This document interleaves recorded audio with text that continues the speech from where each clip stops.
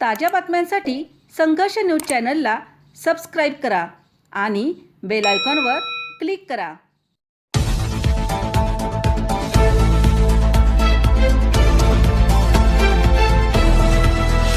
संघर्ष न्यूज, जनतेसाठी एक पाऊल पुढे। नमस्कार, मी पंजाब डक। आज आहे 26 जानेवारी 2026 आणि या ठिकाणून माझ्या महाराष्ट्रातल्या शेतकऱ्याला अंदाज देणार आहे।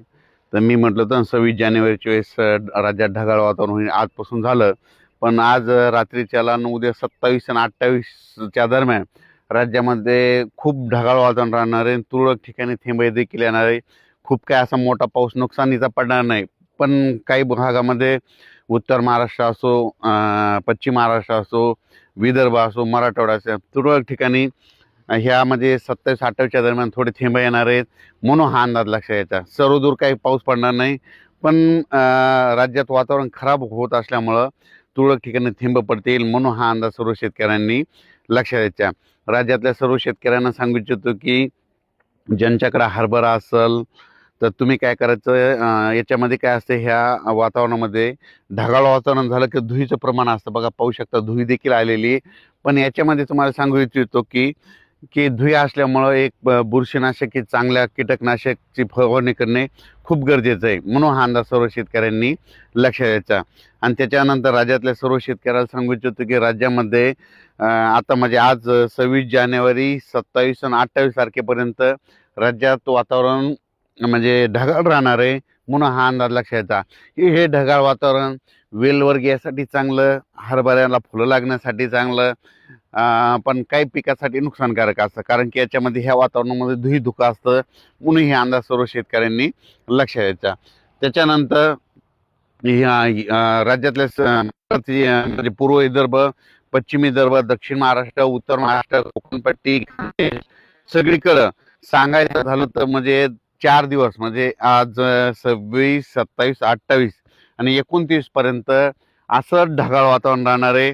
आणि तुरळक भागात देखील तुरळक ठिकाणी पाऊस पडणार आहे। मध्य प्रदेशकडे जास्त पडणार आहे, पण फक्त महाराष्ट्रात त्याचा थोडा असर होईल, ढगाळ वातावरण राहील, म्हणून हा अंदाज लक्षात आहे। अंशतः तुरळक ठिकाणी तुरळक भागात थेंब देखील येतील, म्हणून हा अंदाज महाराष्ट्रातल्या सर्व शेतकऱ्यांनी लक्षात घ्यायचा। कर्नाटक, निपाणी ह्या भागातल्या जे तंबाखू काढणारे शेतकरी, त्यांनी म्हणजे सांगू इच्छितो की तुम्ही 29 तारखेच्या नंतर तंबाखू काढण्यास काही हरकत नाही, कारण की 29च्या नंतर राज्यात परत पुन्हा वातावरण क्लिअर व्हायला सुरुवात होणार आहे, म्हणून त्यांनी तंबाखू काढायला हरकत नाही। पण राज्यात मात्र सध्या मात्र ह्या 4 दिवस मात्र ढगाळ वातावरण सहित तुरळक ठिकाणी तुरळक भागातच पावसाचा अंदाज आहे, म्हणून हा अंदाज लक्षात यायचा। म्हणजे सांगायचं झालं उत्तर महाराष्ट्राकडं नंदुरबार जिल्हा, धुळे जिल्हा, नाशिक जिल्हा, त्याच्यानंतर जळगाव जिल्हा, संभाजीनगर, त्याच्यानंतर बुलढाणा जिल्हा, विदर्भात काही ठिकाणी अशा म्हणजे तुरळक भागात तुरळक ठिकाणीच पाऊस पडणार आहे, सगळीकडे पडणार नाही, म्हणून हा अंदाज खास करून शेतकऱ्यांनी लक्षात घ्यायचा। द्राक्ष बागायतदारांना सांगू इच्छितो की खूप काही मोठा पाऊस पडणार नाही, त्याच्यामुळे काही चिंता करायची गरज नाही। फक्त हे वातावरण खराब असल्यामुळे महाराष्ट्रामध्ये तुरळक ठिकाणी थेंब पडतील, म्हणून हा अंदाज त्यांनी लक्षात घ्यायचा। डाळिंब शेतकऱ्यांनी ह्या वातावरणामध्ये धुळी धुकं असल्यामुळं 29 तारखेपासून परत सूर्यदर्शन होणार आहे, म्हणून त्यांच्यासाठी देखील आनंदाची बातमी। आणि ज्यांच्याकडं वेलवर्गीय आहेत त्यांच्यासाठी आनंदाची बातमी, 2-3 दिवस ढगाळ वातावरण राहणार आहे, म्हणून हा अंदाज लक्षात घ्यायचा। त्याच्यानंतर फेब्रुवारी महिन्यात परिस्थिती परत पूर्वपदावर येईल, परत थोडी रात्रीच्याला थंडी राहील आणि दिवसा देखील थोडं ऊन वाढण्यास सुरुवात होईल, म्हणून हा अंदाज सर्व शेतकऱ्यांनी लक्षात द्यायचा। आणि मी आहे ते माझ्या शेतामध्ये, आणि हे आपला हरभरा आहे, आणि पाहू शकता हे हरभरा कसा आलेला आहे। तर हे संपूर्ण असं आहे, तर पाहू शकता किती दाट आहे, आणि याला घाटी देखील पाहू शकता कशी येतं। हे संपूर्ण असं हरभऱ्याचं पीक आलेलं आहे, आणि ज्यांना बघायचं असेल तर तुम्ही कधी येऊन पाहू शकता।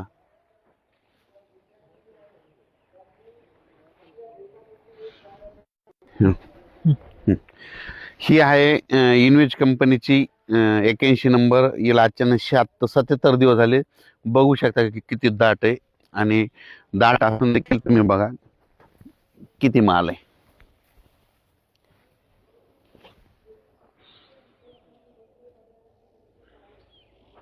येऊन पाहू शकता।